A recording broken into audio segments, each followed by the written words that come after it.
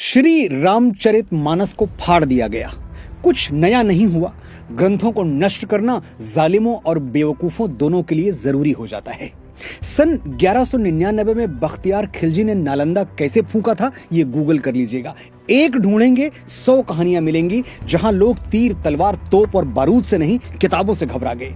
इस बार निशाने पर हैं गोस्वामी बाबा तुलसीदास। क्यों? क्योंकि उन्होंने श्री रामचरितमानस में लिख दिया, ढोल गंवार शूद्र पशु नारी सकल ताड़ना के अधिकारी। दलितों और महिलाओं का घोर अपमान कर दिया बाबा ने, और अपमान हुआ है ये समझने में हमको 400 साल लग गए। बड़ा लेट रिएक्शन आया। धक्का 400 साल पहले दिया, गिरे अब। मैं बाबा तुलसीदास में अटूट श्रद्धा रखता हूं, लेकिन वो तो पूरा देश रखता है। 150 को छोड़ दीजिए तो कौन है जो बाबा का भक्त नहीं है। लेकिन आज मैं बाबा को एक श्रद्धालु की तरह नहीं, एक राइटर की तरह अप्रोच करूंगा और आपको बताऊंगा कि क्या उन्होंने ये चौपाई लिखकर गलत किया। अब बाबा होते तो मेरी जरूरत नहीं थी। सोशल मीडिया से लेकर प्रेस कॉन्फ्रेंस और प्राइम टाइम तक हर जगह अपनी सफाई खुद पेश कर देते और बात साफ हो जाती। लेकिन बाबा सशरीर है नहीं, इसलिए मुझे ही बोलना पड़ेगा। सिर्फ 2 मिनट मुझे गौर से सुनिएगा, ढोल गंवार का पूरा सच आपके सामने आ जाएगा। ऊपर वाला रॉन्ग हो सकता है, लेकिन डोंग कभी रॉन्ग नहीं होता। बचपन में तहलका फिल्म देखी थी जिसमें अमरीश पुरी साहब ये डायलॉग बोलते हैं। तो क्या फिल्म के राइटर्स कहना चाह रहे थे कि डोंग सचमुच ऊपर वाले से बड़ा है? नहीं भाई, ये तो एक विलेन ने बोला, और विलेन तो वही बोलेगा जो उसका कैरेक्टर है, उसका चरित्र है, यानी गलत बात बोलेगा। इसे फिल्म के राइटर का विचार नहीं माना जा सकता।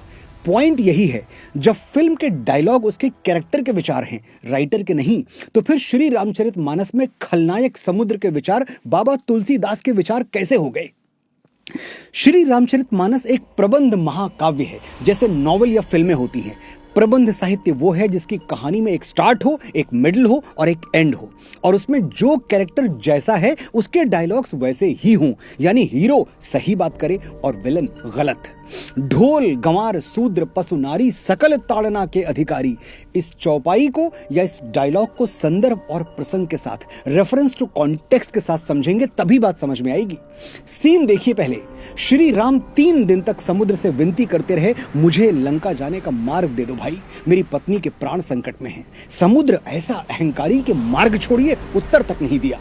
फिर श्री राम को क्रोध आ गया, उन्होंने चढ़ाई प्रत्यंचा और कह दिया कि मैं अहंकार की छाती में अग्नि बाण गाड़ने के लिए विवश हूं, भय बिन होए न प्रीत। बात तो सच है। समुद्र का अहंकार टूट गया और वो मणियों रत्नों सहित त्राहि त्राहि करता हुआ श्री राम की शरण में आ गिरा। अब समुद्र जो कहता है उसे ध्यान से सुनिए, सारा भेद, सारा सीक्रेट यही छुपा है। सभय सिंधु गहि पद प्रभु केरे, क्षमहु नाथ सब अवगुण मेरे। गगन समीर अनल जल धरनी, इनकई नाथ सहज जड़ करनी। प्रभु भल कीन मोहि सिख दीन्ही, मर जादा पुण्य तुम्हारी कीन्ही। ढोल गंवार शूद्र पशु नारी, सकल ताड़ना के अधिकारी। समझाता हूं क्या कहा समुद्र ने। हे प्रभु, मुझे क्षमा कर दीजिए। आकाश हवा धरती और वायु की तरह जल भी जड़ है, मैं भी जड़ हूं, मुझ में सोचने समझने की शक्ति नहीं है। प्रभु, आपने मुझे अपनी बनाई हुई मर्यादा की शिक्षा दी, आप मर्यादा पुरुषोत्तम हैं, इसलिए अब मेरी बुद्धि जागृत हो गई है। समुद्र इसके आगे प्रतीकों में बात करता है, मेटाफर्स में बोलता है। वो कहता है ढोल यानी एक ऐसा वाद्य यंत्र जिसे बिना सीखे नहीं बजाना चाहिए, वरना संगीत की जगह शोर निकलेगा। गंवार यानी अशिक्षित ग्रामीण। अब गंवार कोई गाली नहीं है जो हम आज मानते हैं, जो गांव में रहे वो गंवार, ये सिर्फ ग्रामीण का अवधि रूप है। शूद्र यानी कर्म के आधार पर विभाजित समाज में चौथे तबके के, 4th क्लास, चतुर्थ वर्ण के लोग। इनका आज के शेड्यूल कास्ट से कोई कनेक्शन नहीं है, ये बाबा साहब अंबेडकर भी मानते थे। तो शूद्र SC ST या OBC को नहीं कहा गया है, ये ध्यान में रखिएगा। आगे समुद्र कहता है पशु यानी मनुष्य को छोड़कर सभी जीव जंतु, और नारी जिसे मिडिवल पीरियड में शिक्षा से दूर रखा गया था।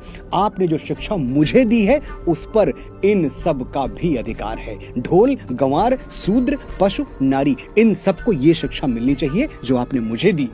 समुद्र के ऐसे विनीत वचन सुनकर श्री राम उसे क्षमा कर देते हैं, और फिर समुद्र के ही परामर्श से नल और नील समुद्र पर संसार का सबसे प्राचीन सेतु बना देते हैं, जिनके पत्थर इतिहास के अथाह सागर पर आज भी तैर रहे हैं।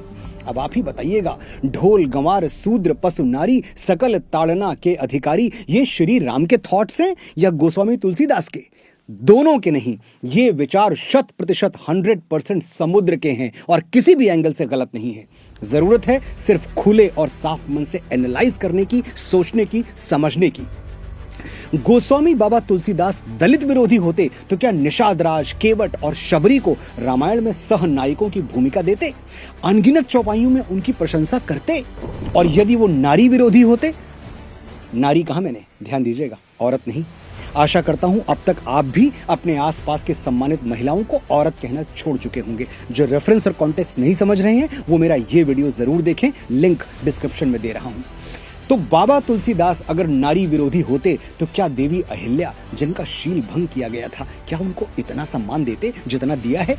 रामचरितमानस या किसी भी ग्रंथ को जलाकर आप बख्तियार खिलजी की टीम में शामिल होना चाहते हैं तो आपकी मर्जी, वरना सच तो यह है कि कुछ पन्ने जलाने से न राम की महिमा जलाई जा सकती है न तुलसी का तेज। मैसेज एकदम क्लियर है, अफवाहों पर न जाएं, अपना दिमाग लगाएं। जय श्री राम, जय बाबा तुलसीदास।